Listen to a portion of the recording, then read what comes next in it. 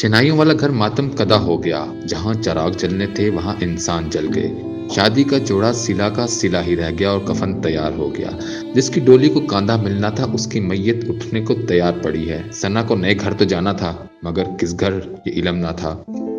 کل مہندی اور 17 تاریخ کو رخصتی تھی مگر خدا کو کچھ اور ہی منظور تھا۔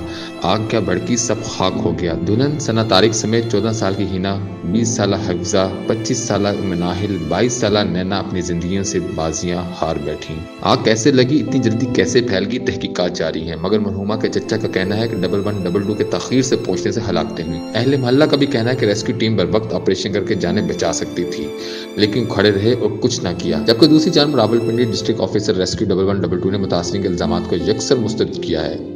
بہرحال دل افسردہ ہے اور ہر آنکھ اشک بار۔